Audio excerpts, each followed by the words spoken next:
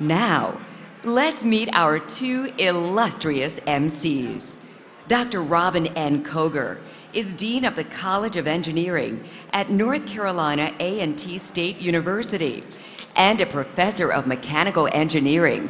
She is focused on advancing the global readiness of the engineering and computer science students of her college and building upon the successful research portfolio of the faculty and students to promote a climate of innovation across the college.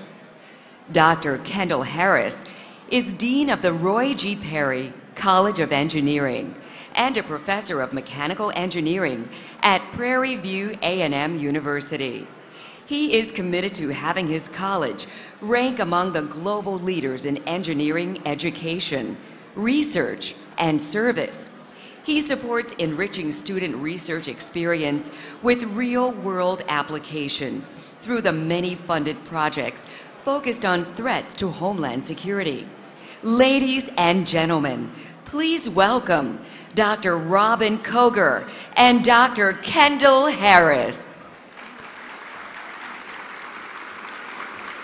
Good afternoon and welcome to the BEYA event that's raising the bar and accelerating achievement in the STEM fields. The Modern Day Technology Leaders Lunch is especially significant because not only does it recognize present-day contributions to STEM, it is also a snapshot of what is to come. The modern-day technology leaders we honor today represent what's working for our nation now and the future. Afternoon, everyone. Good to see everyone. Well, I can't see you. Hope you can see us very well. You know, they wanted some beauty on the stage, so they brought Dr. Koger up because they said I was ugly enough. So guys, you guys be nice to Dr. Koger this afternoon. And speaking of us working, we have in our audience the 2014 Black Engineer of the Year, Stephanie Hill. Miss Stephanie Hill, would you please rise?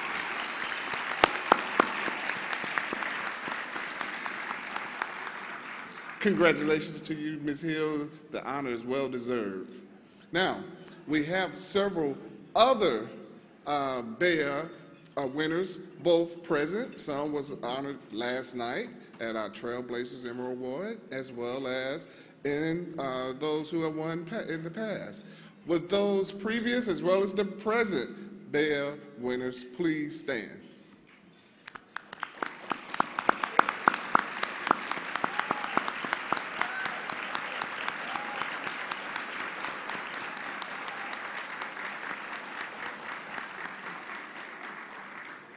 And that is a great thing because I don't know if you guys looked around, almost the entire ballroom stood up. So, you know, we stage it like that to ensure that we get a full ballroom. So if you win, you got to come back. So, but congratulations to you. We also want to remind you that we have BEYA TV, guys. Now, at 2:30 in the morning when you can't sleep and you want to see Dean Koger again, no, they want to see you, not me. If you want to see Dean Koger again, you can find it on your television in your room on channel 83. So, BEYA TV, all right? Now, ladies and gentlemen, we want to welcome to the stage our host of a very special presentation. Dr. Pamela Macaulay Bush is a nationally recognized speaker, innovational leader, entrepreneur, author, and tenured professor in the Department of Industrial Engineering and Management Systems at the University of Central Florida, where she leads the Human Factors and Disaster Management Research Team.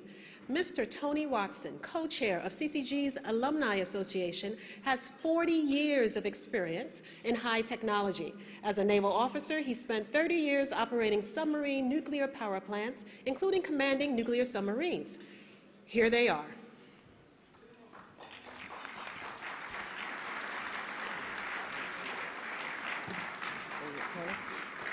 Good afternoon. While we're sitting here in the comfort of this ballroom, thousands of military men and women are serving on our behalf around the world. They are standing guard, risking their lives to protect our liberties, and paying the ultimate price in injuries, and in some cases, even death. Today, and before I start into those formal remarks, Pamela Macaulay Bush and I first stood together on stage making a presentation in 1994. At that time, she was 30 years old. So for those of you that do the M in STEM, And do the math, 30 plus 20. 50 and proud. 50 and proud. Yes. Very proud. So, I'd like to say that today we inaugurated our first BEYA Stars and Stripes Veterans Transition Initiative that's taken place right here at this hotel, all at no charge to our veterans. This day-long program is devoted expressly to supporting and promoting our military men and women by helping them connect with and transition into greater opportunities for education, jobs, and business. The many scheduled sessions today include seminars, panel discussions about accessing resources, and a career fair. We're fortunate to have the support of major corporations that are doing their part within their respective companies to support our vets. We want to take this opportunity to recognize 3 of them today with the BEYA Stars and Stripes Corporate Leadership Award. These companies have programs for veterans that have been true inspirations for all of us, and we will hear more about them shortly from their executives. After we present each award, each recipient will share with us what their company is doing to serve our military men and women who have given us so much. Now, accepting on behalf of AT&T is Gail Coles-Johnson, the AT&T executive who has 27 years of experience with increased responsibility in the areas of human resources, sales, new business development, and operation. She's currently the executive director of human resources, where she manages a team of HR strategic partners supporting over 5,000 employees domestically and internationally. She and her team provide HR support to AT&T Government Solutions, AT&T Gem Markets, and the Wholesale and Access Management team. AT&T Government Solutions delivers tailored network-enabled solutions and professional services to the federal government. She has also held positions in sales, new business development, and operations. Please welcome Gail Coles-Johnson.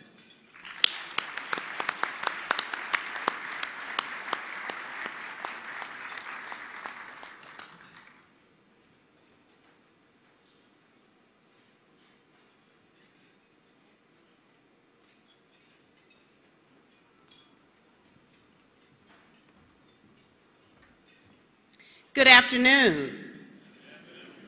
As an HR executive director with one of the top 100 military-friendly employers in the country, I am honored to accept this award. It truly exemplifies what AT&T believes in and what we do each and every day in support of our active military personnel, their families, and veterans. We've long understood that veterans make our company better. They understand teamwork. They adapt quickly, and they have strong leadership and technical skills that contribute to our teams and make our company stronger. We value their creativity, problem-solving skills, and the technical training they get in the military that qualifies them for many positions within our company. We are not shy about sharing the success we've had and awards like this that support the work of AT&T is doing. Our teams, our company, and the individuals that strive to make this a success story appreciate this recognition. As you can probably tell by now, we are extremely proud of all that AT&T has done with the tremendous support provided to help our military personnel, their families, and veterans. We call them our good news stories, and I want to share some of them with you. AT&T was one of the first corporate partners to join the 100,000 Jobs Missions, an effort to hire veterans and military members leaving active duty. There are now more than 120 corporate members. The program's original aim was to hire 100,000 veterans by 2020. Recently, it doubled its goal with an additional 100,000.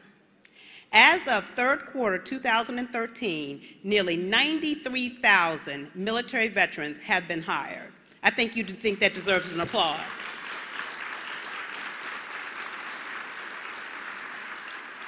Success multiplies. As a result of many success stories we've experienced, we've committed to hiring even more veterans and military spouses.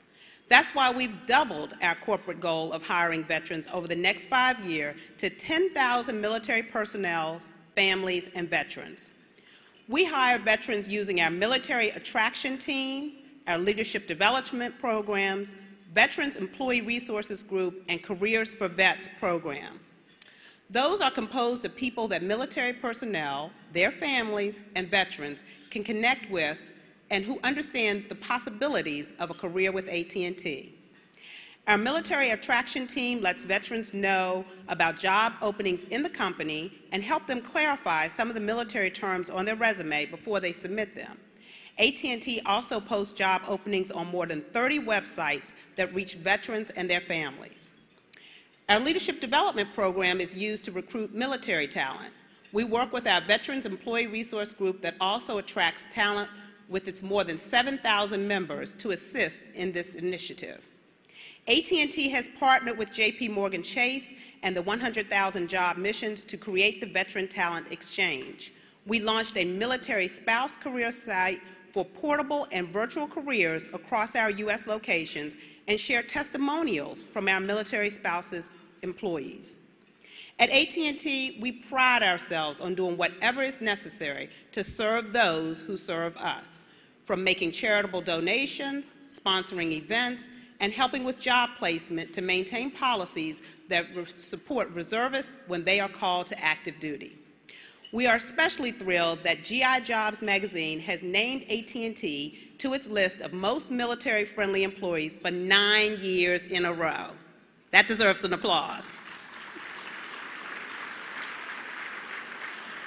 And they've also named us to its list of most military spouse-friendly employees.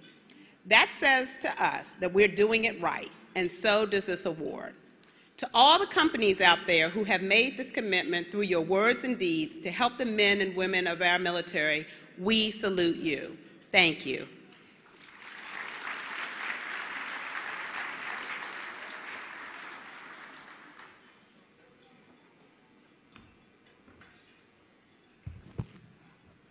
That was fabulous.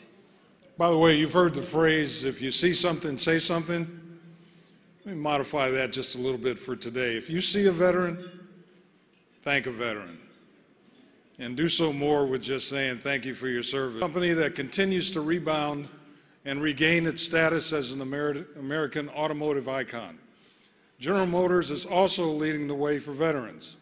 Accepting the award on his company's behalf is a General Motors executive who's responsible for overseeing 29 warehouses that constitute 19 million square feet and more than 2,700 hourly and salaried employees that distribute more than 284,000 order lines daily, equating to about $22 million in sales to its General Motors dealers. Please welcome the Director of North American Warehousing and Distribution, Global Warehousing and Distribution for General Motors Customer Care and After Sales, Aubrey Woodfolk.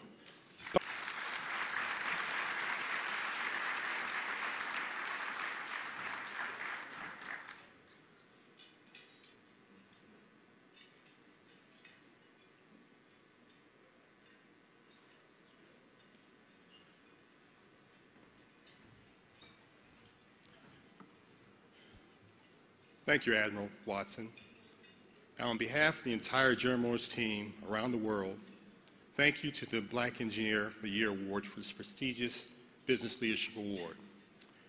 When Americans enlist in service to our armed forces, they do so knowing that freedom is not free. They sacrifice so that all Americans can live in an open and democratic society. At GM, we recognize the sacrifice, along with exceptional skills that many veterans develop during their military service. To that end, we strive to provide opportunities to veterans that add value to our company, enable them to support their families with the dignity and respect they so bravely earned. General Motors has long been committed to members of the Americans' military and their families. More than 60,000 GM employees have served in the U.S. military.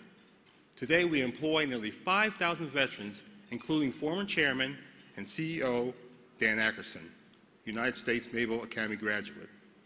Currently, we have 28 employees on long-term leave from GM for active military duty, and we're proud the Military Times has named GM as one of the top 25 companies for reservist policies. GM's support for the U.S. Armed Forces spans generations. Today, Chevrolet assists cell phones for soldiers, Achilles Freedom Team of Wounded Veterans, the Fallen and Wounded Soldiers Fund, and a variety of employment and grassroots initiatives. Chevrolet is also the official vehicle of the Army-Navy game. In addition, the GM Military Discount Program offers the industry's best discounts on those Chevrolet, Buick, and GMC vehicles for active duty and reserve personnel, first-year veterans, and retirees and spouses of the U.S. Air Force, Army, Navy, Marine Corps, Coast Guard, and National Guard. GM is also a proud sponsor of the U.S. Chamber of Commerce Hiring of Heroes initiative aimed at finding meaningful employment for veterans transitioning to civilian life. GM now offers free technical and non-technical training for potential leadership employment opportunities to veterans and service members preparing to exit the military. GM is also committed to providing training and employment opportunities for veterans and transitioning military service members at corporate and even regional levels. I'm also pleased to note that with 1.5 million service personnel returned to the civilian workforce over the next 3 years, GM has tripled its hiring of veterans and military personnel in the last 2 years. We'll continue,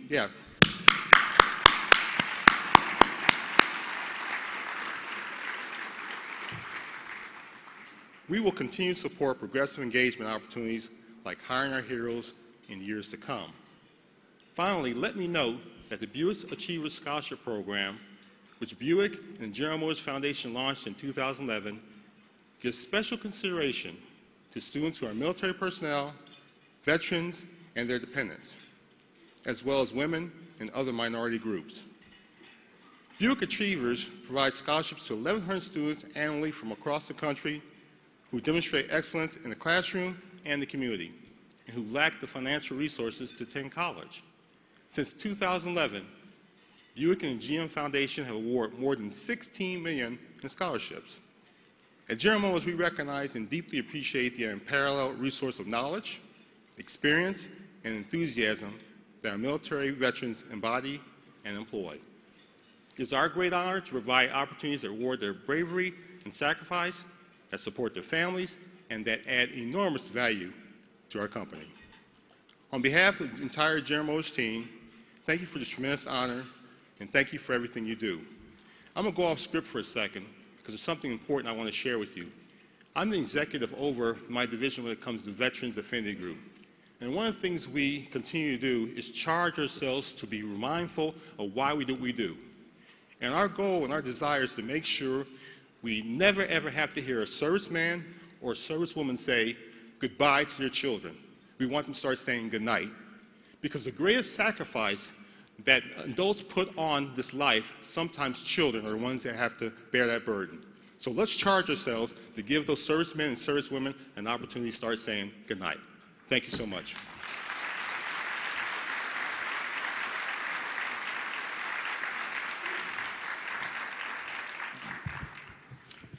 There's a famous book that, when quoted, says, "The first shall be last, and the last shall be first." The next company to receive the Corporate Leadership Award is a leading global financial services firm and one of the largest banking institutions in the United States, with operations worldwide. J.P. Morgan Chase & Company not only invests in our nation, it invests in our servicemen and women.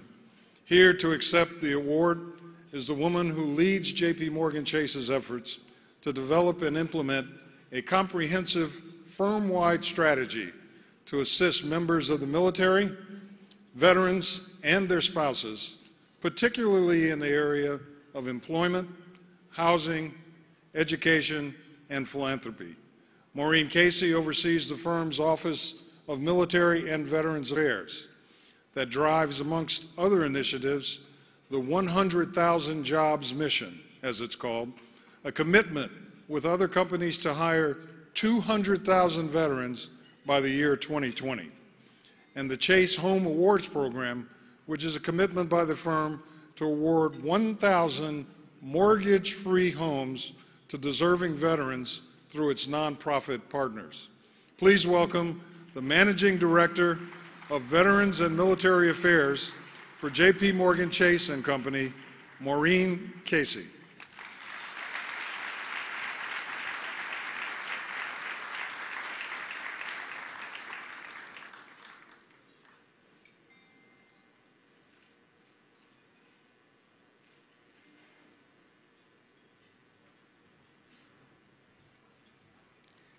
Wow. I am so impressed by this crowd, I have to say. Thank you very much for this recognition. It is a tremendous honor for me to be here with all of you and accept this award on behalf of Jamie Dimon and all of the men and women at J.P. Morgan Chase. Looking around this room, I see many men and women in uniform. So thank you very much for your service and the many sacrifices you make in defense of our nation.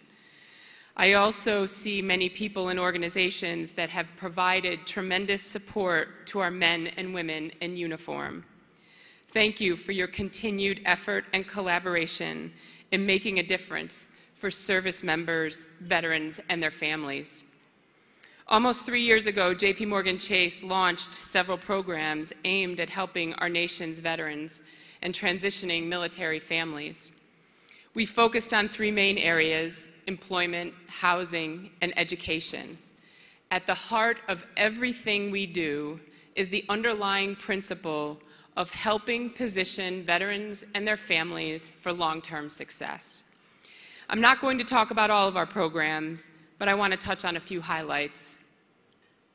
You've already heard about the 100,000 Jobs mission. 3 years ago, we pledged to hire veterans and launched that mission with other companies, including AT&T, Lockheed Martin, and others. Our aim, as you heard, was to hire 100,000 veterans by 2020. I'm pleased to tell you all that our coalition has now grown to 134 companies representing almost every industry in the American economy. And we've already passed our original goal 7 years ahead of schedule. We've hired more than 117,000 veterans.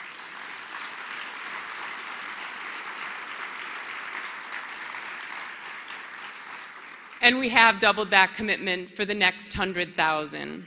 And if I have anything to say about it, we're going to make that one early too. Internal to our own firm, J.P. Morgan Chase has hired over 6,400 veterans since 2011. Given their sacrifices, hiring veterans is the right thing to do. But more importantly, given their skills, it's also the right thing to do for our business. One of our main areas of focus is bridging the gap between military and corporate cultures. And we've placed considerable effort on this issue because we see this gap as one of the main obstacles facing veterans in the workplace. And with the thousands of service members projected to leave the military over the next several years, the need to address this culture gap is greater than ever. That's why we've created training programs such as Military 101 to help recruiters and hiring managers understand the military culture and the many skills veterans bring to our workplace. And body armor to business suits to help newly hired veterans learn about the corporate culture and fit into their new environment. We just launched another new program called Pathfinder that pairs new employee veterans with more seasoned mentors who can help guide them in their new careers. Another critical thing impacting veteran employment is education, which is why we partnered with Syracuse University to found the Institute for Veterans and Military Families, the first national center in higher education focused on the social, economic, and policy issues impacting veterans and their families in their post-service lives. As part of this, we launched the Veterans Career Transition Program for post-9/11 veterans and military spouses. It's an online program in which students can follow one of three tracks: technology and operations, human resources, and professional studies, to gain skills and certifications that civilian organizations seek in their employees. There is no cost to the students that enroll in this program. And recently, we have invested $1 million to fund education programs for our military veterans at several colleges and universities across the country. These grants will help institutions build programs for veterans on campuses such as orientation and bridge programs, student services, and enhancement to classroom experience, with the ultimate goal of increasing retention and graduation rates among veterans. The reality is that veterans make outstanding employees and have developed their skills and traits under some of the most stressful and trying conditions. This is a talented population that can contribute to the success of any business. They just need the opportunity to show what they can do. Across JPMorgan Chase, from our senior leaders to our junior employees, there is widespread, enthusiastic support for our veterans and their military families. It is because of this that our firm has been able to make a difference in the military and veteran community. And while we are proud of what we have been able to accomplish, we fully recognize that our commitment pales in comparison to the sacrifices of our military families on behalf of our nation. Let me conclude by offering my congratulations to this impressive group of awardees and to say thank you again. I am deeply honored to be here with you today, and I am humbled to accept this award on behalf of JPMorgan Chase. Thanks.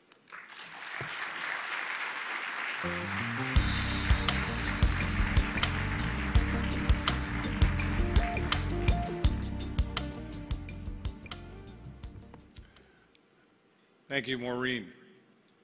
We want to congratulate all of our corporate leaders for their exceptional efforts on behalf of the members of our military and their families.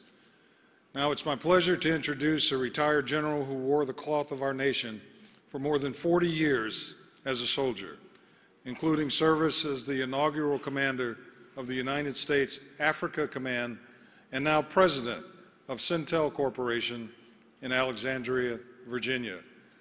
He's a graduate of Morgan State University, our HBCU, and an exceptional American.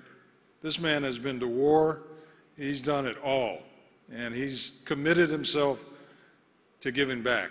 I'd like to introduce to all of you General Kip Ward.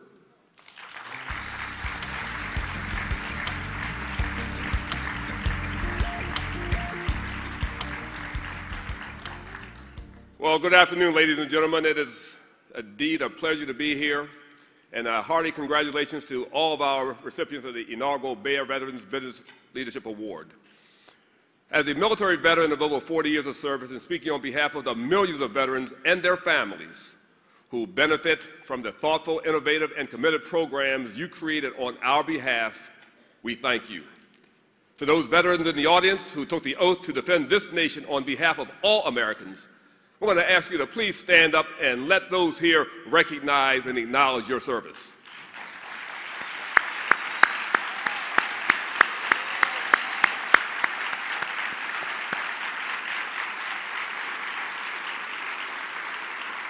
Thank all of you for your service and your commitment.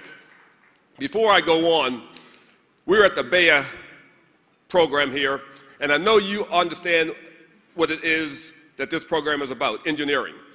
You all recall the story of Joan of Arc and how she was burned at the stake. Well, what you probably didn't know that Joan of Arc had some colleagues. She had a priest, she had an engineer, and she had a lawyer. We all need those three. As she was at the stake, her colleagues were also being summarily punished by beheading. The priest took his first turn at the guillotine. The executioner dropped the gauntlet, but nothing happened. Immediately stopped the action. They said, "Must be divine intervention. Priest, you are free to go." Hallelujah. The lawyer comes up for his turn at the guillotine. Drop the gauntlet, nothing happens. Must be something about double jeopardy. Lawyer, you are free to go. The engineer steps up. gets to the guillotine, turns around and looks up. Oh, I see the problem.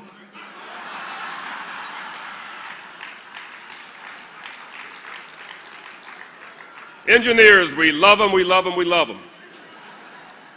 In his second inaugural address, President Abraham Lincoln declared that what became in 1959 the motto of the Department of Veterans Affairs, and I quote, "To care for him who shall have borne the battle and for his widow and for his orphan," unquote.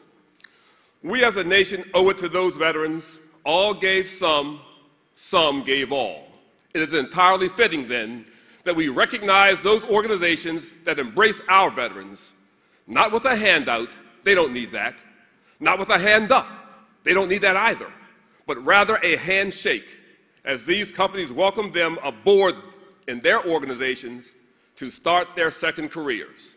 And while parades and tickets to events are worthy, the value of veterans' experience is more than just filling a necessary place on a company's roster.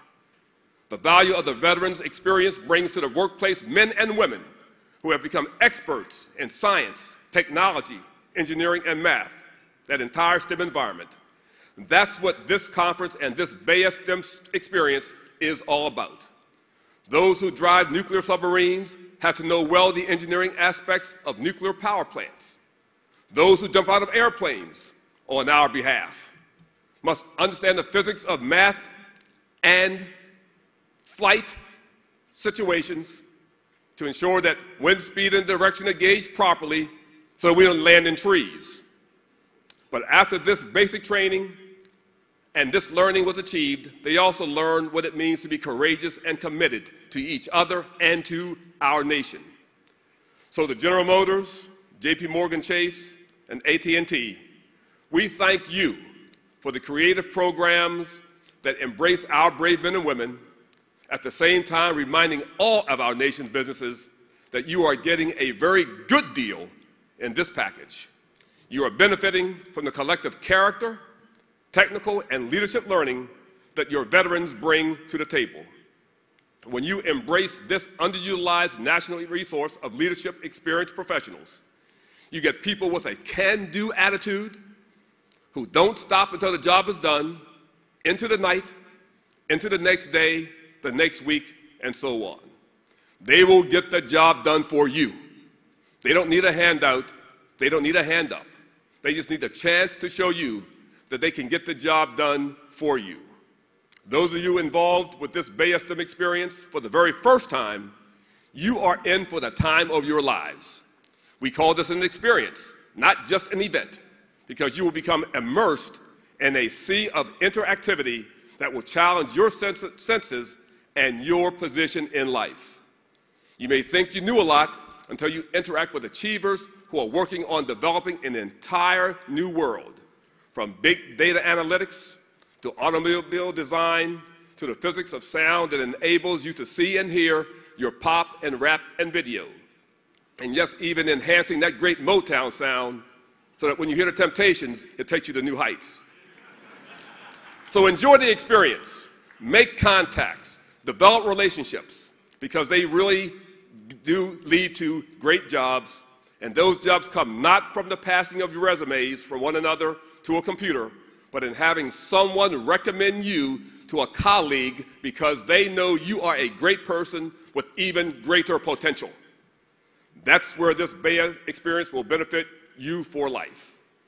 As you interact with the thousands of achievers, award winners, and guests, stop for a moment to thank those veterans who helped make this day possible and a free democracy where we can celebrate the diversity of our differences. Remember, as has been said, this freedom is not free. Men and women are on watch, heavily laden with backpacks and equipment, walking up frozen mountainsides across hot deserts, eating out of small plastic packets, patrolling in harm's way so that we can be in this facility, enjoying this lunch, taking pictures, laughing and joking. And that's okay. They don't complain.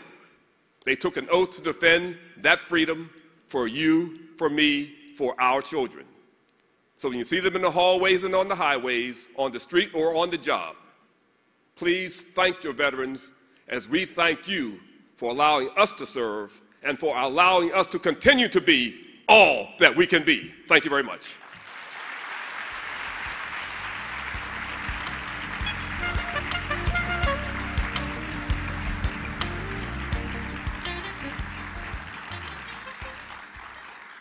Thank you, General Ward, and our sincere congratulations goes to AT&T, General Motors, and JP Morgan.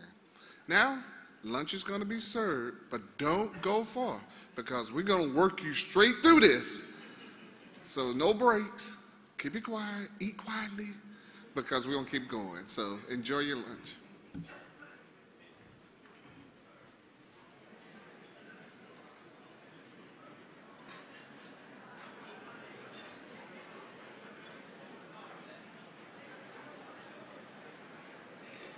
Ladies and gentlemen, please welcome to the stage the Community Affairs and Grassroots Manager for Southwest Airlines Company, Karen Price Ward, for a special announcement.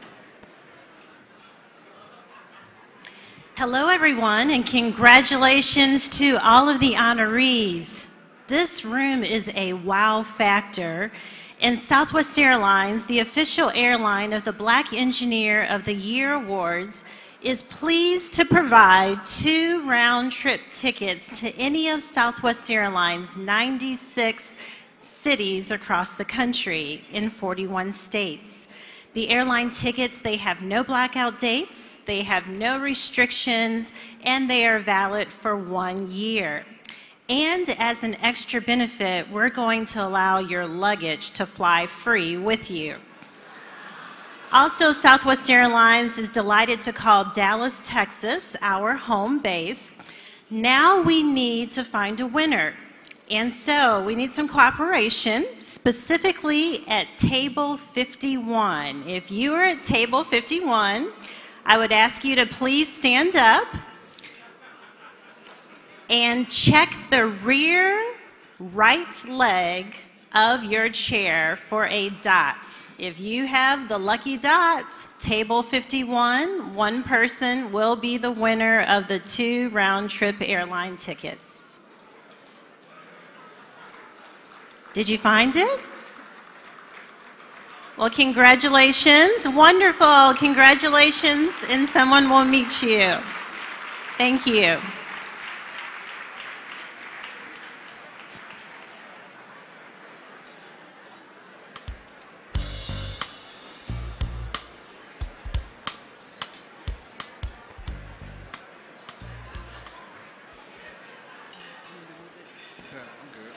Ladies and gentlemen, please welcome back Dean Koger and Dean Harris. Now, table 51, wait a minute. There's 2 tickets. 1, go to me. That's the rule of BEYA. Now, we hope that you take this opportunity to visit, but at the same time, we want to make sure that the room knows that it is full of bright minds. The conversation is never dull, so take advantage of that. Now it is our pleasure to introduce our sponsor speaker from General Motors Company. He leads a team of more than 74,000 employees who work in 56 facilities, including assembly, stamping, powertrain and component operations in the United States, Canada, and Mexico. Please welcome the Vice President of North American Manufacturing for General Motors Company, Gerald Johnson.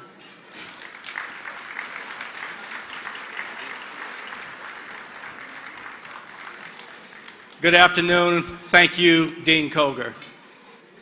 Once again, good afternoon to everyone, modern-day technology leaders, and of course, our service military veterans.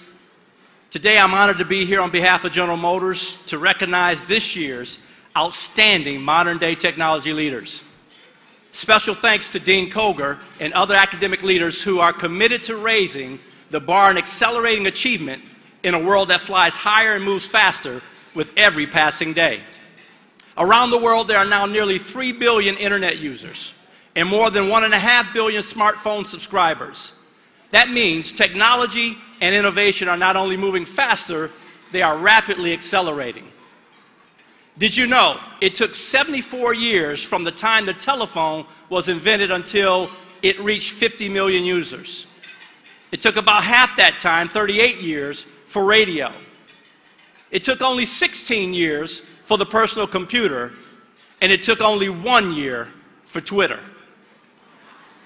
And what's true for the world in general is especially true in a high-tech area like global automotive industry.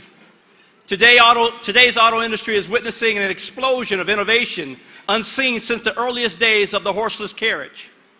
Advances in clean tech, infotainment, advanced materials, safety, autonomous vehicles, vehicle manufacturing, vehicle connectivity are all rapidly transforming our business. Consider the Chevrolet Volt and the recently launched new Cadillac ELR, GM's groundbreaking extended range electric vehicle, which allows you to have a battery and a generator, small engine, that can carry your vehicle over 300 miles. Each relies on more than 10 million lines of programming code. Let me put that in perspective. That's almost twice as many lines of code in an F-35 fighter jet. It's that kind of commitment to big-time innovation that has allowed GM to lead the auto and transportation industries in patents granted for the last 10 consecutive quarters. At GM, we're committed to investing in today's and tomorrow's technology leaders. Buick and the General Motors Foundations are proud supporters of education in the STEM fields. The Buick Achievers program was launched in 2011 and is now one of the largest scholarship programs in the nation. Through this effort, GM, the foundation, helps more than 1,000 STEM students afford college each year, placing an emphasis on those who, like myself, are the first in their families to attend and finish college. Now, what's the secret? What's our secret? Well, it's really no secret at all. It's people. And whether you hold a doctorate or master's in engineering and science, or chemical, mechanical, electrical engineering, Bachelor of Science, it's still at some point your responsibility, our responsibility as leaders to unlock and to invoke innovation in those that we lead. I just came back from a trip from Silao, Mexico, where I met a young man by the name of Eduardo Hernandez. Eduardo Hernandez is not an engineer, but he works for an engineer who simply challenged him to attack a problem in our production facility with innovation. In a matter of 2 weeks, with a little steel and the use of a drill press, Eduardo was able to resolve a problem that unlocked thousands of dollars of production capability in our facilities. My reminder to you, my inspiration and challenge to you is to remember modern day technology leaders.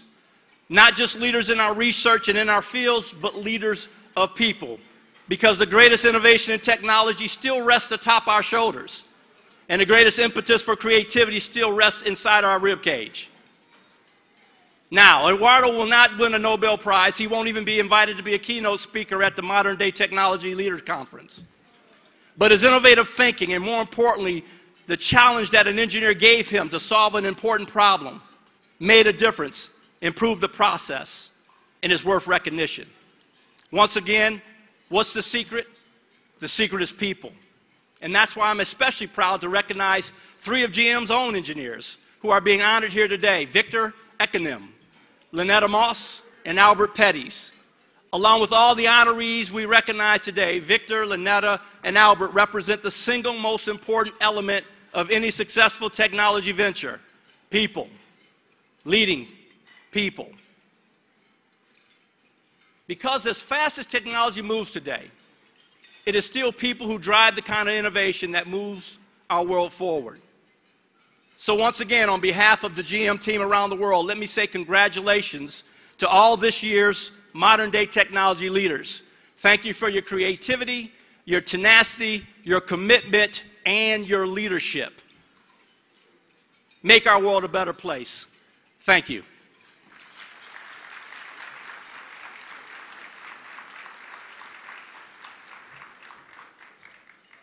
Thank you again for that great words. Now, I know it's tough to eat softly, but chew softly and eat fast, because we're going to keep you going here at BEYA. Ladies and gentlemen, our next sponsored speaker is responsible for the overall management, direction, and execution of the United States Ballistic Missile Defense Program, entrusted to him by the President of the United States and the Congress. Please welcome the Director of the Missile Agency, Vice Admiral James D. Searing. Vice Admiral. Thank you. Good afternoon, everybody. What a distinguished crowd. I'm happy to report that I did buy a General Motors car last week, so I'm all behind what he just said. It's really my honor to be here and talk a little bit about what we do. I'm the head of the U.S. Missile Defense Agency, and I wanted to put a video up because it's better than the words that I could speak, and I think it underestimates and underlines everything that we're doing at the Missile Defense Agency and how important engineering and math, science and technology is to what we do, and know that we're one agency in a very large DoD, and it will give you some flavor for the possibilities and capabilities of our engineers at MDA. So let's play the video. 3, 2, 1.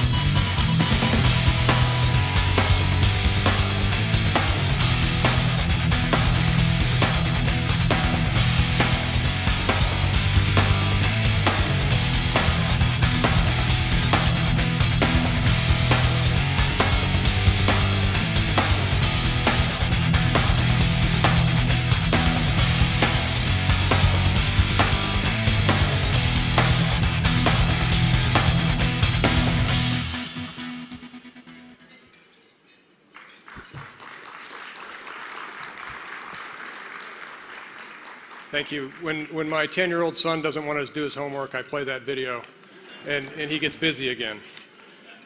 Again, we're obviously a large organization with many, many engineers. There's 4,000 engineers across MDA that support the warfighters globally around the world. And we cover all engineering disciplines, computers, mechanicals, electrical, electronics, environmental, industrial safety, and all aspects of engineering. I think you got some flavor for that.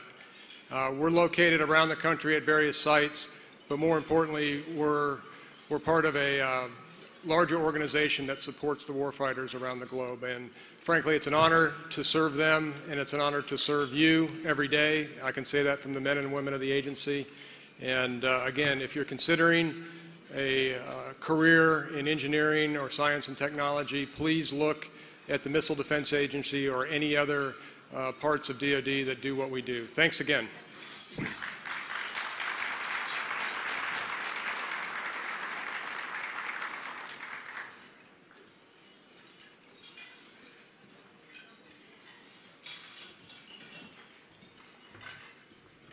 Thank you, Vice Admiral. At this time, we'd like all honorees that are holding a card with the yellow tab on it, please gather to the right side of the ballroom. My left, your right. Yellow tabs, right side of the ballroom, please. And we realize we're disturbing your lunch, but we do ask that you do it fairly quickly because we're going to bring you up right away to receive your recognition. The Modern Day Technology Leadership Lunch celebrates the outstanding candidates nominated by their respective companies. Our winners come from more than 50 of America's leading corporations and organizations, military and academic institutions. They are principals and partners. The professors, directors, and program managers. They are engineers from every discipline. They are renowned marketers, researchers, and innovators who help patents. So let's meet them now as they line up. Now, this is not the masters. You were eating loud, so as they get up here, make sure, I want you to cheer your people on because this is their day. So cheer them on this afternoon. Let them know, get the yell. We're going to give a prize away for the loudest cheers for the most companies. So, well, you don't know what the prize is, so, but make sure you have some good conversations and cheer them on as they're ready to go. Now, Dean Koger, we have the privilege of representing 2 of the 14 HBCUs that have accredited engineering programs. Absolutely, absolutely. And that's one of the requirements for us to be part of AMY, which of course is one of the key organizations here today. So, I think we're ready to meet our first recipients. So, let's get ready to go.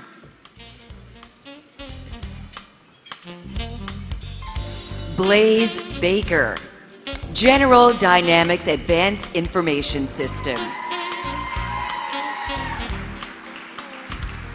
Cynthia Elbello, General Dynamics Advanced Information Systems.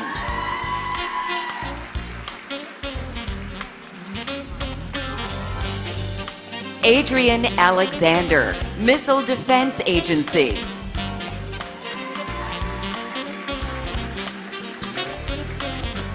Walter Ellis, The Miter Company.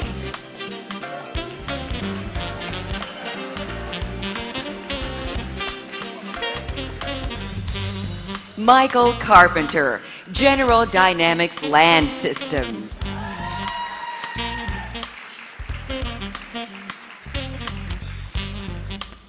Anthony Brown, Missile Defense Agency.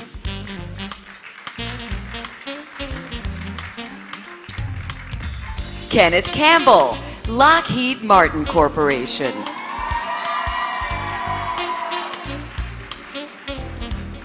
Craig Brown, Lockheed Martin Corporation.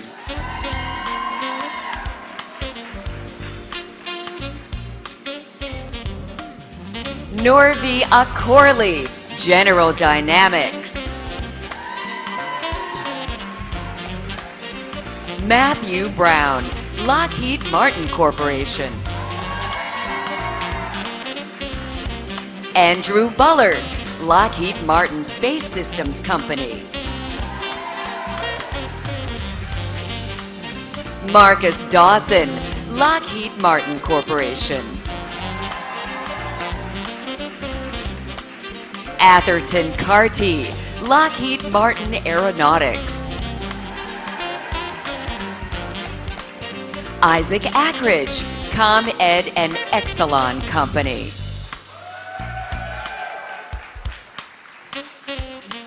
Richard Bowling Jr., Naval Air Systems Command. Erica Kottman, Naval Systems Command.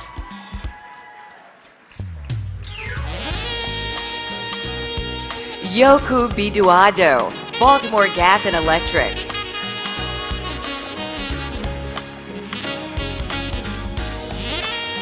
Kirk H., Lockheed Martin Corporation.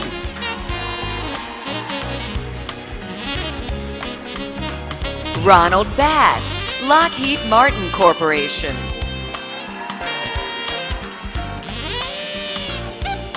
Warren Davis, Naval Air Systems Command. Dominique Brown, Exelon Corporation. Keith Boykin, Lockheed Martin.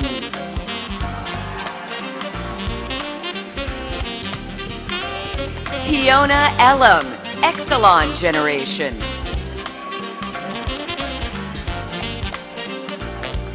Jason Busby, Chrysler Group.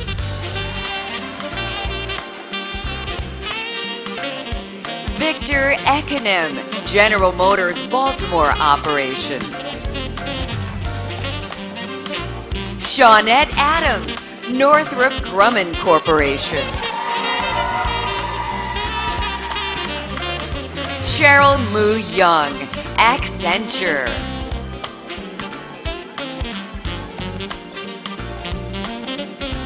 Ray Ann Alvis, Accenture. Karen Potts, Walmart stores.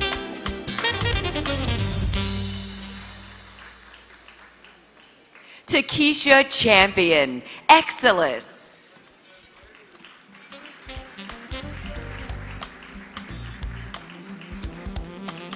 Victor Ubobo, Exelis Incorporated.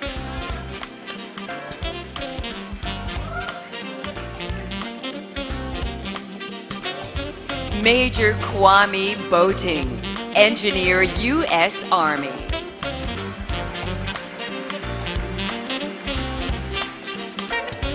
William Thomas, Northrop Grumman Corporation.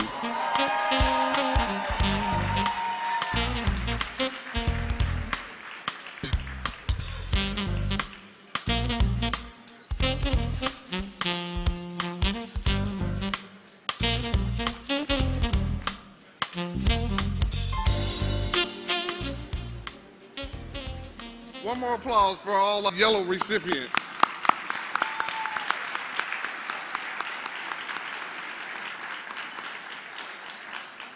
Now, remember, this is not the masters, so applaud. Even if not from your company, get loud for them. You know, it's Super Bowl. Oh, maybe I shouldn't mention Super Bowl. Well, maybe I shouldn't mention that. There's still some hurt people out there.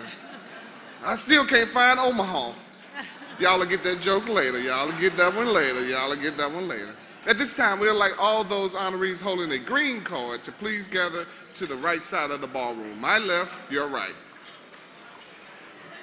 While our next group of honorees is getting into place, as we continue to celebrate your accomplishments, we want to highlight some of the people who are at the pinnacle of their careers. In 2010, the Alumni Hall of Fame was created. Among the most influential technical professionals in America, inductees are previous winners of top honors from award events at the annual BEYA STEM Global Competitiveness Conference and the Women of Color STEM Conference. If you're with us in the audience today, when we brag about you, we hope you will please stand. Dr. Wanda M. Austin is the President and Chief Executive Officer of the Aerospace Corporation, a leading architect for the nation's security space program. Previously, she was Senior Vice President of the company's National Systems Group. That supports the national security and intelligence community. Dr. Eugene M. Deloach is Dean and full Professor of the Clarence M. Mitchell Jr. School of Engineering at Morgan State University. He is Chair of the Council of Engineering Deans of Historically Black Colleges and Universities. Before retiring from his 35-year military career, General Lester Lyles, United States Air Force, was commander of the Air Force Material Command at Wright-Patterson Air Force Base that keeps our weapon systems battle ready. He serves on several corporate boards, is the chairman of the board of USAA. Dr. Lydia Thomas is the retired President and Chief Executive Officer of Nobilis Incorporated, a nonprofit science, technology, and strategy organization working at all levels of government in areas essential to our nation's well-being. Admiral Michelle Howard, United States Navy, is the highest-ranking woman in the history of the U.S. Navy and the U.S. military, period. She is the first woman who would attain the rank of 4 stars. Give it up, 4 stars, guys. She has been tapped as Vice Chief Naval Operations, the Navy's second-ranking officer. Now, congratulations to all of our Hall of Famers, but let's meet some new Hall of Famers, to-be Hall of Famers. Now, let's welcome our next winners of the Modern Day Technology Leaders. John Parnell, The Boeing Company.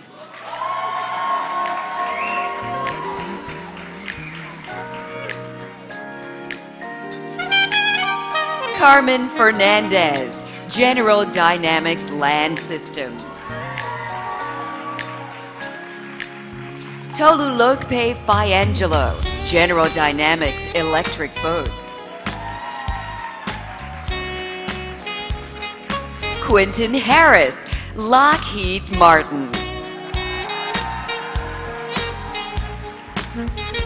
Amani Foster, Northrop Grumman Electronic Systems.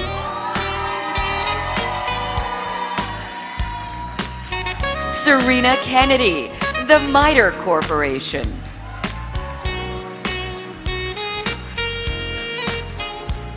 Danielle Jones, General Dynamics Information Technology. Ratanak Hang, Baltimore Gas and Electric. Malcolm Kirwan, the MITRE Corporation. Rebecca Keith, BAE Systems. Carlos Green, the Aerospace Corporation. Fernando Gaines, Huntington Ingalls Industries. Daryl Haswell, IBM Corporation. Reginald Gillis Sr., the Boeing Company. Anthony Garcia, Lockheed Martin Corporation.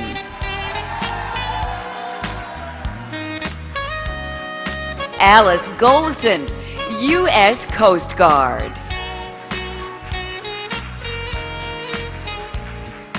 Warren Judge, United States Coast Guard.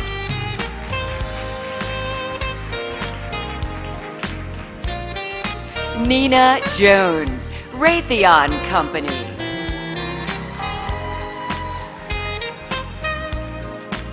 Ken Angel, Raytheon Company.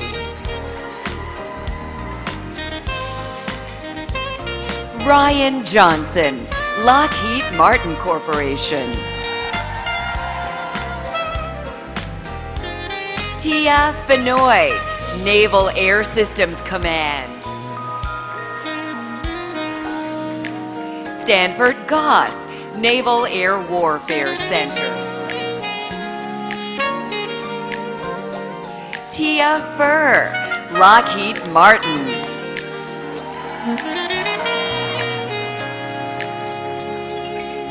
Kenneth Havier, Lockheed Martin.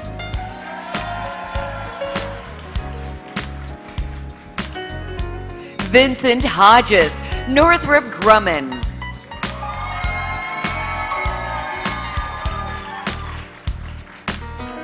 Charles Garrett, Northrop Grumman Corporation. Gory Cannon, Northrop Grumman Corporation.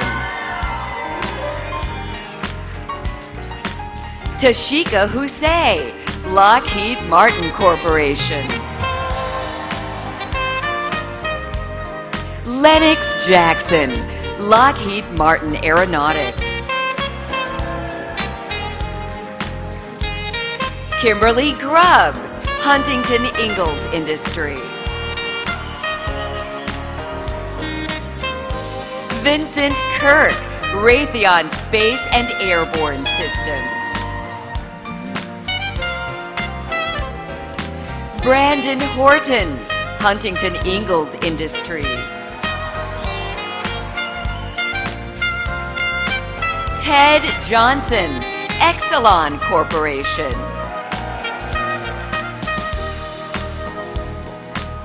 Kent Ishikuoka, Northrop Grumman Corporation. Ebony Fotang, Northrop Grumman Corporation.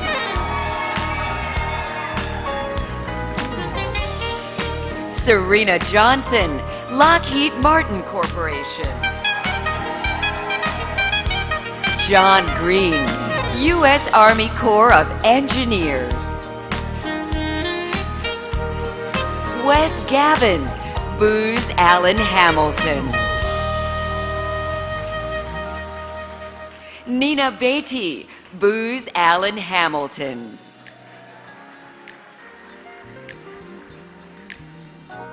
Gavin Stokes, Booz Allen Hamilton.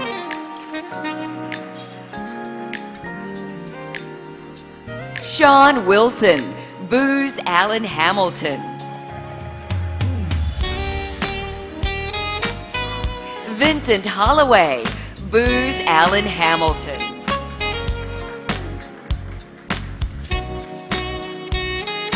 Jeffrey Mendez, Booz Allen Hamilton. And Junaid Sheikh, General Dynamics Information Technology.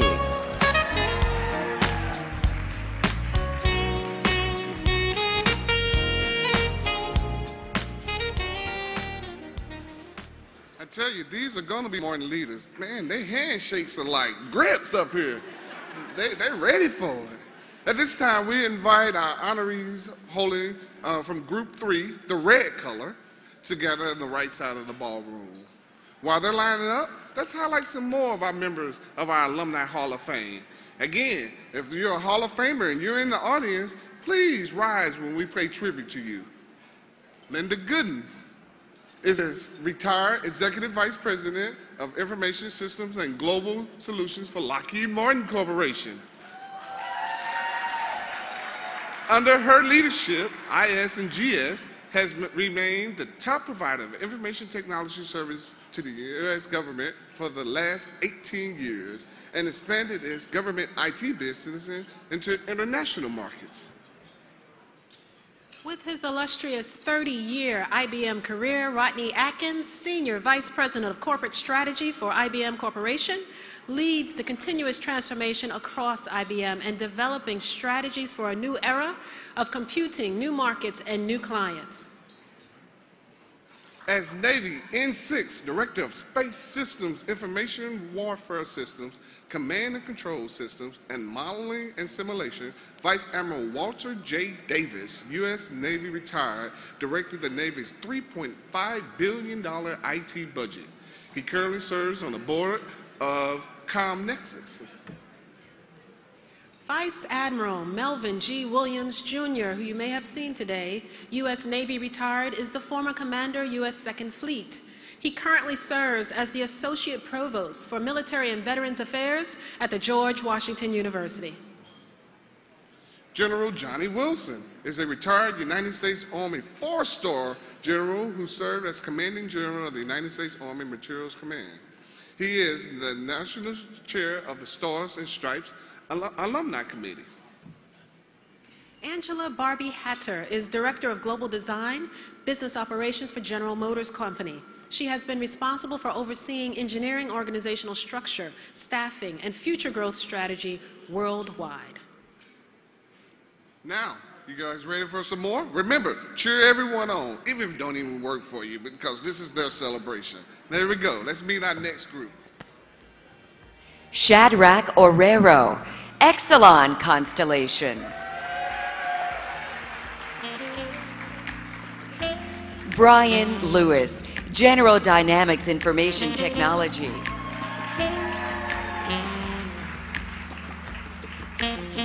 Anthony Mitchell, General Dynamics Advanced Info Systems. Lee Lewis, Raytheon Space and Airborne Systems. Sharon Davis, General Dynamics Information Technology. John Mack, Raytheon Company.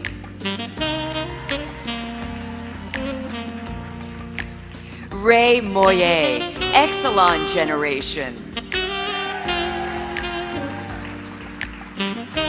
Timothy Leith, General Dynamics Information Technology. Brian Moses, United States Navy.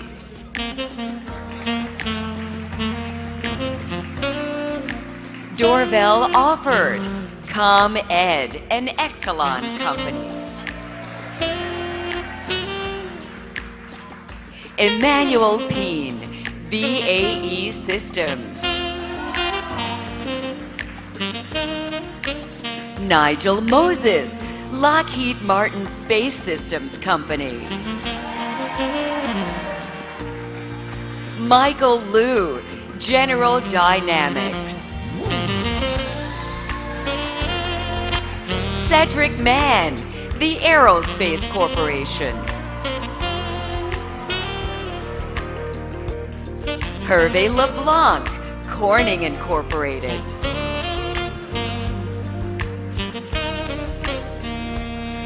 Johnny Million, Lockheed Martin Space Systems Company. Benjamin Price, Huntington Ingalls Industries. Kevin Martin, Huntington Ingalls Industries.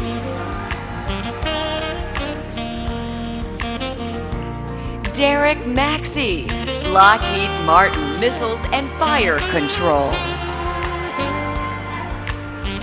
Reginald Matthews, Lockheed Martin Corporation.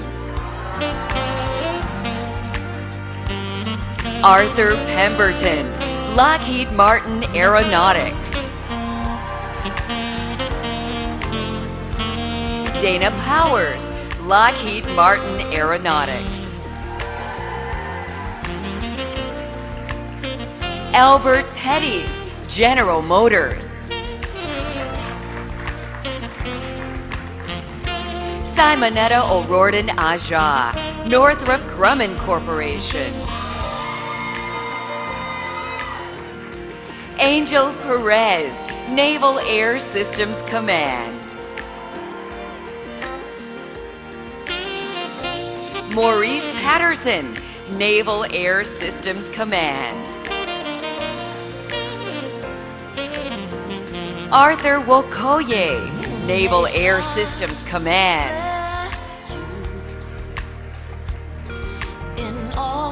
Lynetta Moss, General Motors.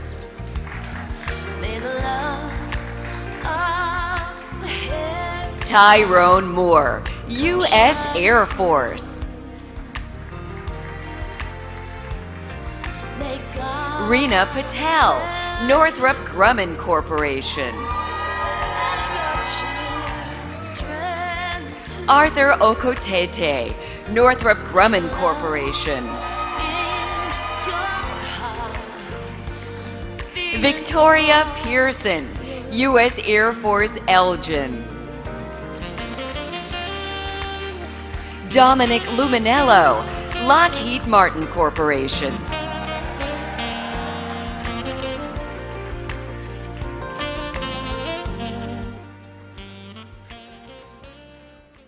I tell you, we're going through this. You know, we didn't get a chance to eat lunch. Can anybody bring us a hot dog or something up here? You know, throw a roll, I catch. There's some rolls right there. But at this time, we'd like the honorees that's holding the card that's the color blue to please gather at the right side of the stage. And if you happen to be in the restroom when we call yellow, green, or red, you can line up also. So all card members who have not lined up, please line up now, because we don't want to miss anyone. While they're lining up, let's talk about a little bit more of our Alumni Hall of Famers. Again, if you're in the audience, please rise so we can pay tribute to you. Anthony L. Wins is a retired U.S. Navy Admiral and former Naval Inspector General. He is currently Vice President of International Maritime Programs Corporation International Business Development for Lockheed Martin Corporation. Joan Robinson Berry is Vice President of Supplier Management for the Shared Services Group at the Boeing Company. And that provides business units and corporate offices with internal services 24/7. Dr. Victor R. McCreary is Vice President of Research and Development at Morgan State University, where his mission is to build the current base of externally funded programs and increase the level of collaborative research efforts across the university schools and departments. John R. Harris II is the Vice President of Business Development of Raytheon International Incorporated. He is responsible for Raytheon's worldwide sales and marketing, Raytheon's international business, its government relations, and operations. Rear Admiral Stefan Rashan, U.S. Coast Guard, retired, is former Director of Executive Residence and White House Chief Usher. He was appointed by President George W. Bush and continued in this service of President Barack Obama. He is actually portrayed by an actor in the award-winning film Lee Daniels, The Butler. Absolutely. Are you ready? Now let's meet our final group of modern-day technology leaders. Derek Stiles, Lockheed Martin Corporation.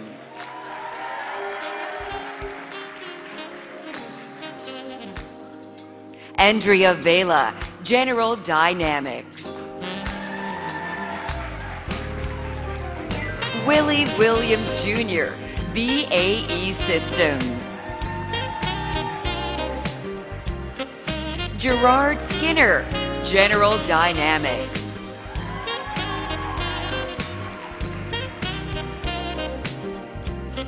Marshall M. Williams, BAE Systems.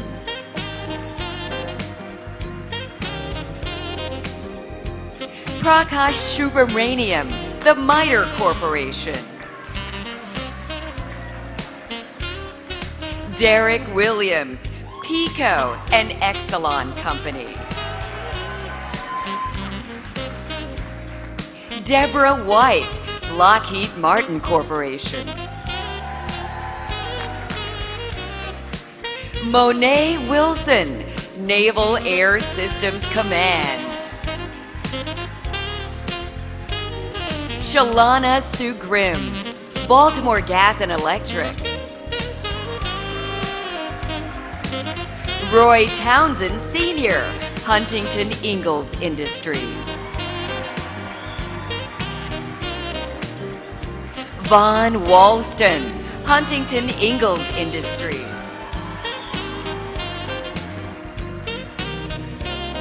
Gerard Thomas, BAE Systems.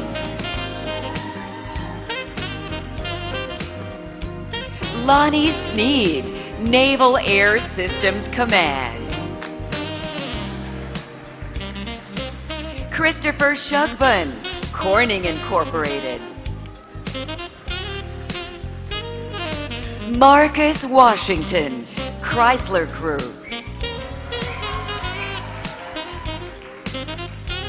Kanaga Shawadawan, Exelon Generation.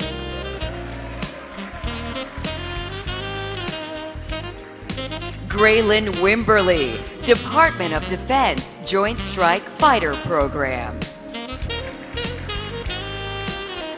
Carl Tinsley, Lockheed Martin Corporation. Richard Vitek, Northrop Grumman Corporation. Stacy Williams, AT&T Corporation. Cynthia Woods, AT&T Corporation. Mikhail Advani, AT&T Corporation. Jimmy Smith, Department of Navy. Brad Swartzen, Northrop Grumman Corporation. Zachary Van Noot, Northrop Grumman Corporation. Shani Spencer, Raytheon Space and Airborne Systems. Linda Thomas, The Boeing Company.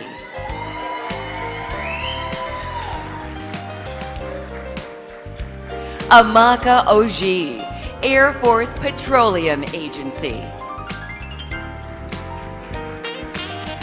And Hannibal Eob, General Dynamics Advanced Information Systems.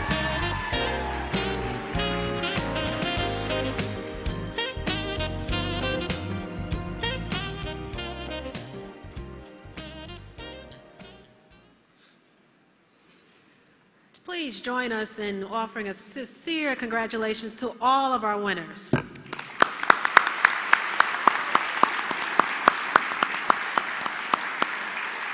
And now, we're going to take some time for our keynote speaker.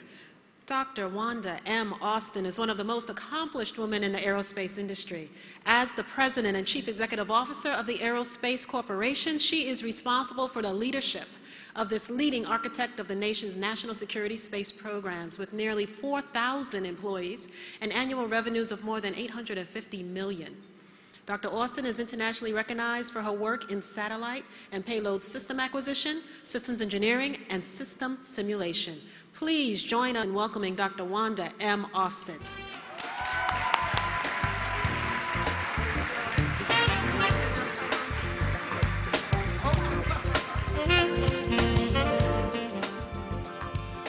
Well, good afternoon.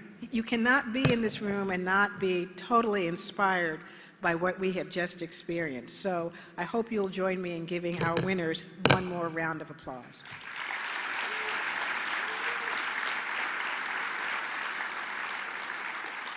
I'm always thrilled to be here at BEYA, having been an award winner.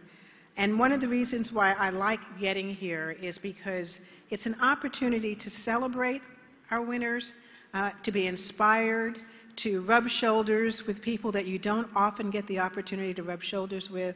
And I would just encourage all of you to take the time to fully enjoy the BEYA experience. It's a really rare opportunity, but it's a wonderful opportunity to engage and connect and make friends for life. So it's my pleasure to be here and congratulate all of the modern day technology leaders who have been recognized today. It is a truly uplifting experience to hear of their accomplishments, and it certainly gives all of us the opportunity to meet and get to know the brightest minds across all the technical fields of engineering. It's reassuring to know in this world of increasingly technological competition and complexity, we have highly trained, highly capable experts working to maintain and create new, complex, innovative systems to make our lives that much better. The BEYA events also serve as evidence of the progress that we have achieved as a result of our focused efforts on diversity and inclusion. We are here to celebrate the achievements of African Americans who are making a difference in the public and private sectors. It's also noteworthy that we're here during Black History Month. It was just last year that we celebrated 2 landmark milestones in the advancement of diversity and equality. The 150th anniversary of President Lincoln's Emancipation Proclamation and the 50th anniversary of the March on Washington and Dr. Martin Luther King's I Have a Dream speech. President Lincoln, I agree.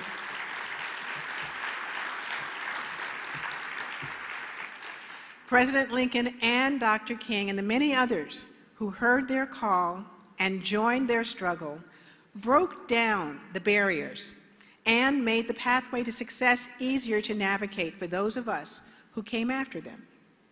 Because of people like President Lincoln and Dr. King and Vice Admiral Samuel Gravely, the first African-American admiral in the United States Navy, the path to success for people of all ethnicities is not the virtual impossibility that it once was.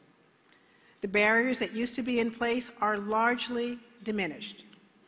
To me, that means it is time to assess our progress and raise the bar. It is clear to me that when we work together, we can accelerate the rate and magnitude of our achievements. So I'm particularly honored to have this opportunity to share my perspectives on leadership with you, our modern-day technology leaders. Let me start by sharing just a little bit of my personal story of what can happen when we raise the bar. I grew up in the Bronx, in New York City. Anybody here from New York? And I realized at a very young age that I enjoyed math and problem solving. The real truth is I had a history teacher that told me that, a little black girl couldn't really relate to English literature, and that, my understanding of what the story meant and her understanding just never quite agreed. So math really solved that problem. You either got the right answer or you didn't. So we just kind of eliminated all that judgment that came along with that. So my parents made sure that I had a solid foundation as I progressed through the public school system. I was not going to be allowed to not live up to my potential. Not going to college was never an option for me. My parents, my teachers, my mentors through the years always challenged me to aim high and never, never allowed me to accept that my gender or ethnicity would in any way limit what I could achieve. They continually raised the bar. And, that was a time when the whole neighborhood was involved. If you did something wrong, the whole neighborhood knew about it, the whole neighborhood scolded you, not like today where people just sort of look the other way. It was, everybody was engaged. So what did matter during that time was my goals. That was what I learned. My drive and my willingness to work hard to achieve my dreams. That was what I was told was important. And they were right. Throughout my education, what mattered most was that I did the work. Ultimately, I reaped the rewards: a world-class education and a degree in engineering, a rewarding career in science and technology, and the opportunity to serve our nation by working with our government and industry team to achieve space mission success. I am sure that you all have experiences that demonstrate that the road to success is not easy. But by the mere fact that you are here in this room today, I know that you have already learned that there are many ways to turn your stumbling blocks into your stepping stones. Being the CEO has afforded me even greater opportunities to expand upon the ideals that those leaders champion, that this country is much stronger, much more capable, and innovative when diversity and inclusion are fundamental to building the teams charged with solving the toughest problems. We have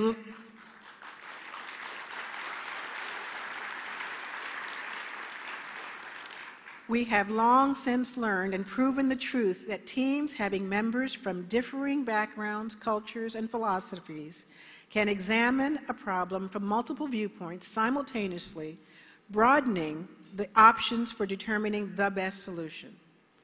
As recognized leaders, you now take on additional responsibilities, which include raising the bar and accelerating the achievements not only for yourself, but also for those around you. As leaders, we are rewarded by having the opportunity to make a difference. As leaders, we have a responsibility of service. To be a great leader requires that you also be a great servant. But we all know that both leadership and service are very, very hard. There are three observations that I would make about leadership, things which I've learned, which I think are applicable whether you're in government or private sector. In my view, these are things a leader must actively do in order to be successful. First, leaders must be able to anticipate and respond to change. We used to say that, you could count on death and taxes as two things you had to do in life. Well, I would tell you, you have to get used to, paying taxes. We're all going to die one day, but we all better learn how to get comfortable with change, because that's the world that we live in.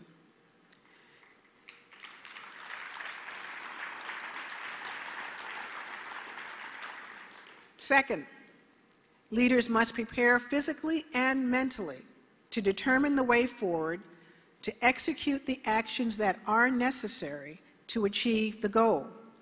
So the message there is, you have to have a goal. You have to have a plan, and you have to be willing to measure your progress against the goal, because otherwise you don't know if you're going forward or backwards. So that's really key. And thirdly, leaders must have an obligation of service to make those around them strong and confident so that they are in fact developing their successors, the next generation of leaders, and these new leaders will achieve greater goals and experience than you have. So my way of thinking about that is we have to have a strong bench. You've got to work on your bench strength. Life is short, and you've got to prepare to pass the baton onto those coming up behind us. Examining those three observations, it becomes immediately apparent that a leader must address challenges and issues of both the present and the future. Of course, a true leader also acknowledges and learns from the past. We must keep in mind the achievements and ideals fought for by people like President Lincoln and Dr. King, and the thousands of others inspired by them.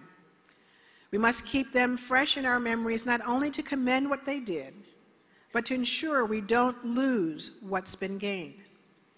We must always keep in mind all those others who helped and encouraged us, not just those who appear as larger than life, as in President Lincoln and Dr. King.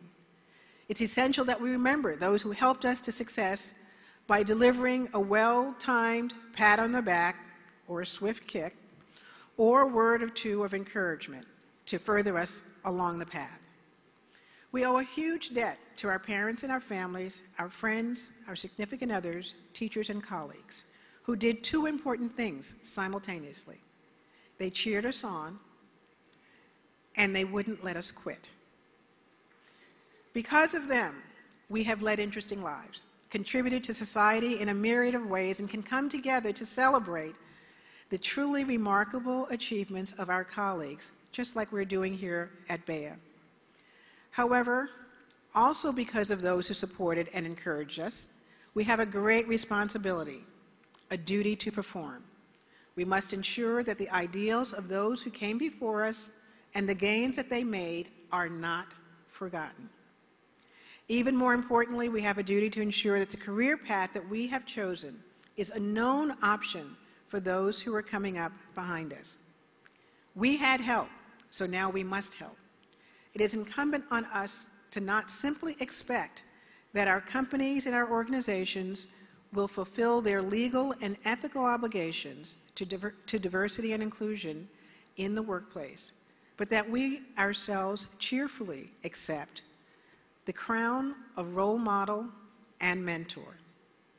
As you are well aware, we are experiencing an alarming reduction in the number of kids who are studying science, technology, engineering, and mathematics, or what we call the STEM disciplines.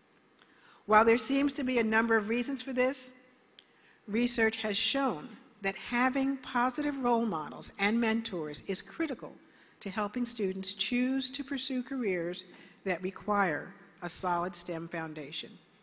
Ideally, we want to be able to come back here in BEYA in 10, 20, 30 years from now to celebrate and congratulate the next generation when they win the Modern Day Technology Leaders Award. In closing, I'd like to take this opportunity to remind you that although my position in my company is President and CEO, a title is not what makes a leader. Each of you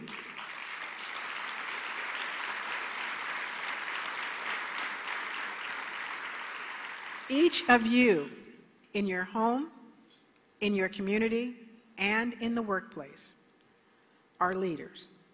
And as leaders, I would ask that you reflect upon the words of Dr. Martin Luther King Jr. when he said, "Our lives begin to end the day that we become silent about things that matter."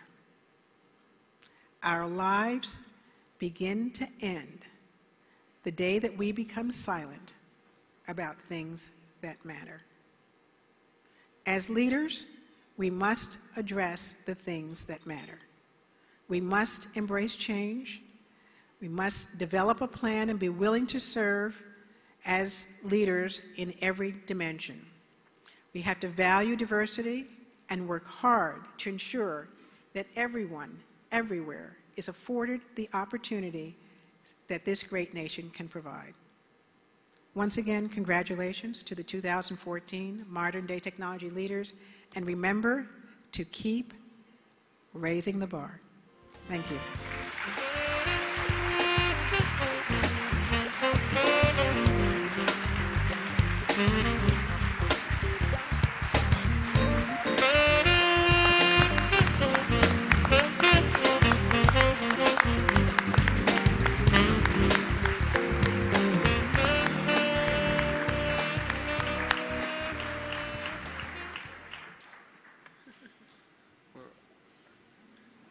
Thank you, Dr. Austin. She's wonderful, isn't she? We want to congratulate all our winners and thank our sponsors, General Motors Company and the Missile Defense Agency. We also want to remind you what you're going to watch at 2:30 this morning when you came and you're bored.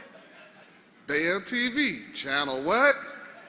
The 83, there you go. Because you get to see the lovely and intelligent Dr. Robin Koger. I tell you, you just made this so much better for me this year. You got to come back every year. We'll see about that. Okay. And, you know, while you're here at this conference, please make sure you meet other people. Just have some conversations because you're a power room. And the things that we can do together as we focus on what is important and as we use our voice, as Dr. Austin says, really will make a difference. We all wish you, I thank Kendall Harris for my first time doing this. And so thank you so much for everything. You're more than welcome. We congratulate all of our award winners today. Join me one more time in congratulating all of them.